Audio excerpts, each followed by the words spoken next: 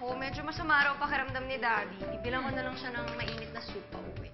Ay naku, huwag ka nang bumili. Gumawa ka na lang, tuturuan kita. Oh, sige, ano ba yan? This is it, mga kapuso. It's now time for your daily serving of great dishes that can bring the family closer together. This is Set Up with Family.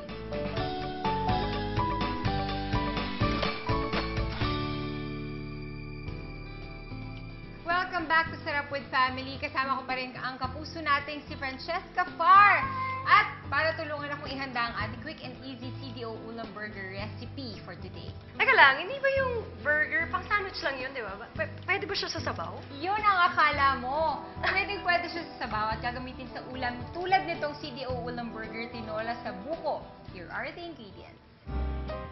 3 pieces CDO ulam burger, 1 piece onion, chopped, 2 cloves garlic, minced, 1/2 inch ginger cut into strips, 2 tablespoons oil, 1 medium-sized green papaya, peeled and chopped, 1/2 cup coconut meat, 1/4 cup malunggay leaves, 2 cups coconut water, 2 cups chicken stock, 2 teaspoons patis, salt and pepper to taste. Okay, simulan na natin ang ating CDO ulam burger tinola sa buko. Alright. Or, di ba, tawag nila ito binakol. Binakol. Yun din yun. Oo, Oo. tama. Yun Usually, yun. ginagamit nila chicken eh. Pero this time, gagamit tayo ng CDO ulam burger. First time ko magta-try ng burger na may sabaw ah. Okay, simulan na natin.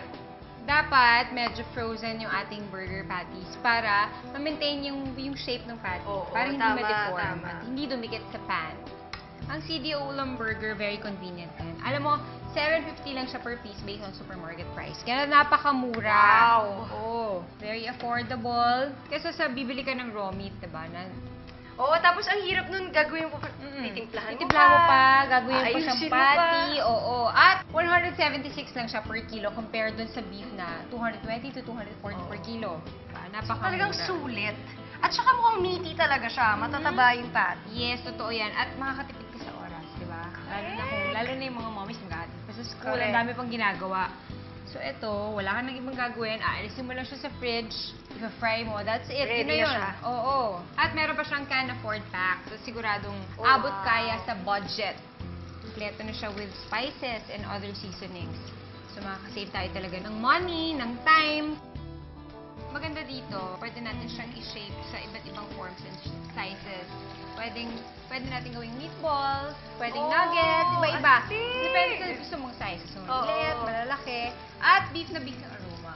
Oo Naamoy mo nga na eh. ba? Tsaka ang taba niya. Tinitingnan ko siya kanina pa. Ang laki. Makapal siya. Oo. Sulit. Hindi mo na kailangan Brown na pakuluan pa ng mahabang panahon, Oo, diba? Ngayon, set aside muna natin. Sige. Onions. Gamitin natin yung same pan na Oo. ginamit natin pang fry. Garlic.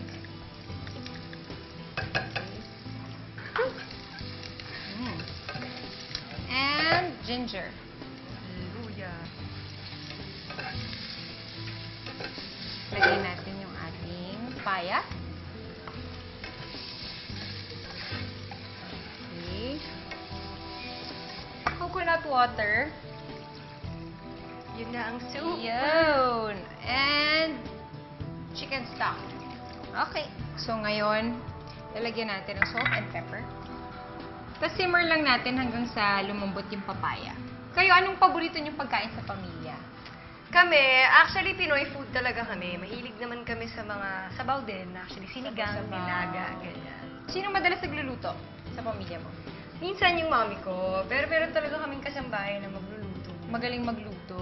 Oo, pero ang lola ko, magaling talaga siya magluto. Tinuruan niya ako actually, pero medyo hindi ko naman eh. Sinong pinaka-close mo sa inyo? Pinaka-close ko, actually, 4 kami. So, lahat naman kami parang equal naman. Lagi kong kasama mami ko dati. Kasi siya yung laging naghahatid sa akin, gano'n. Ang daddy ko, lagi naman yung kasama kapatid ko. Kasi pares silang lalaki. So, siguro kung may pinaka-close talaga ako, yung mami ko siguro. Siyempre, hindi nawawala yung mga pagtatalo. Lagi kami nagtatalo. Correct. Lagi kami magkasama eh. So, lagi kaming, kumbaga, love and hate. Okay lang yan. Normal yan. Ay, mami. Okay, so now, lalagyan na natin yung ating CDO ulam burger. Burger sa tinola. Yes! Nako. Medyo na-shock ka ba? Oo. First time Okay. ko itong matatry. At saka yung coconut. Coconut na tinola. Coconut, lalagyan natin yung ating coconut meat. Yung ating malunggay. And again, simmer ulit natin siya for 3 to 5 minutes. Naku, magugustuhan ng daddy mo yan. I'm sure, mahilig sa sabaw yun eh. See? Pagdating mo, iuwi mo ba? Gusto mo Pwede ba i-take home Pwede, to? pwede. Pero Pwede ito na lang yun. titikman lang natin, tapos iuwi mo na kay Sige, daddy. tikman lang natin. Tapos Sige, iuwi sige. ko na siya. Sige, magugustuhan niya ng daddy. Okay, tapos sisisan lang natin with patis.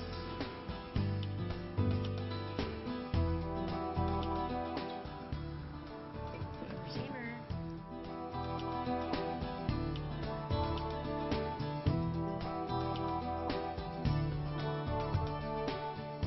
Okay, parang pwede na to, no? Oo. Mukhang malambot. Yes! Aha. Okay, so pag hinanda mo to for your dad, Oo. ganito mo siya isa-serve, ha? O, diba ang healthy-healthy niya? Ang bango ng soup. Mm. Ito masarap sa kanin. Oo naman. Lalo na ngayon, no? Medyo papasok na yung tag-ulan. Nice! Ang ganda! So, ayan siya. Okay, pipicturean Ayan, mo pwede mo muna. na picturean. Ayun! Solid. Eto, naluto na ang ating CDO Ulam Burger, tinola sa buko. Let's eat? Game! Tara!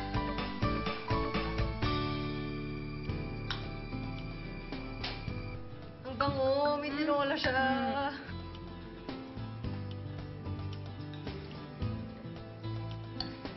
Kamusta? Sarap ng soup. Hmm. Sobrang Lamdamin mo sarap. lang. Sobrang sarap. Sobrang beef na beef yung patty. At saka ang sarap ng soup na may nyog. Ang sarap niya. Nga, masarap nga. Sigurado ako magugustuhan ng dad niya. Lalo Oo, na I'm ngayon. sure magugustuhan niya to. Thank you! Try this at home, mga kapuso. Pan-fry CDO Ulam Burger patties in oil until golden brown. Then set aside. In the same pan, saute onion, garlic, and ginger. Then add in papaya. Pour in coconut water and chicken stock. Season with salt and pepper. Let it simmer until papaya is tender. Add pan-fried CDO Ulam Burger patties. Add in coconut meat and malunggay leaves. Let it simmer again for 3 minutes and season with patis. Serve with rice. French, thank you. Thank Binisita mo you. ulit ako dito. Sobrang thank you. Sarap niyo to. As in, lulutuin ko to. Thank you din sa'yo. Thank you for joining us, mga kapuso, for more quick and easy recipe made even more delicious with CDO Ulam Burger. Tune in again next time here on Sarap with Family, where great dishes bring the family closer together. Game. Tinirahan ko yung dad mo, ha? Oo, uwian mo. Sa kanya na yung isa. Kailangan niyang matikman to. Panalo. Panalo. Beef na beef.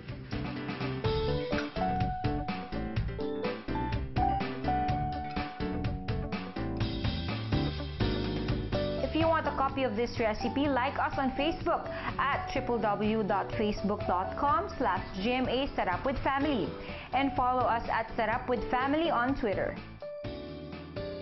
Sarap with Family is brought to you by CDO Ulam Burger, Sequest Tuna, CDO Liver Spread,